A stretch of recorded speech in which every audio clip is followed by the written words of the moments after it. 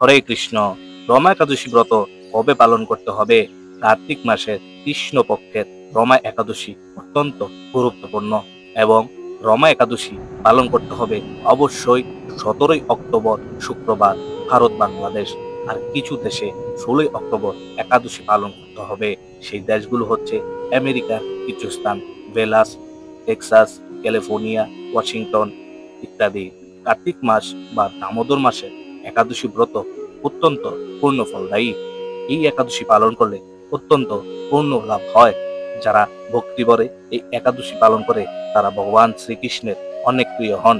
রমা একাদশী পালন করলে হাজার পাপ থেকে মুক্তি পাবেন।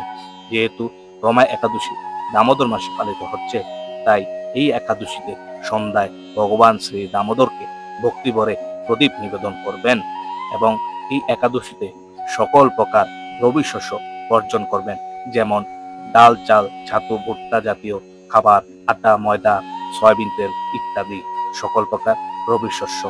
আর যারা অনেক একাদশীতে সবজি গ্রহণ করতেন তারা অবশ্যই এই একাদশীতে কয়টি সবজি বর্জন করুন, যেমন বেগুন, লাউ, সিম, বরবটি, মূলা, গাজর ইত্যাদি। পারলে একাদশীতে রাত্রি জাগরণ করে কৃষ্ণ নাম বা কৃষ্ণ কথা শ্রবণ করবেন। এখন জানবো রমা একাদশী পালনের সময়।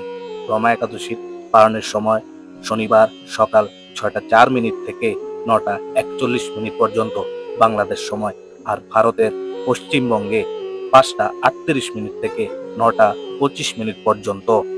তো ভক্তরা সবাই প্রতিটি একাদশী শ্রদ্ধা ভরে করার চেষ্টা করবেন আর আশেপাশে সবাইকে একাদশী করার জন্য উদ্বুদ্ধ করবেন, যাতে আমরা সবাই একাদশীর মাধ্যমে আমাদের পাপ থেকে মুক্তি হয়ে ভগবান শ্রী গৌরহরির চরণে সবাই ঠাঁই পাই।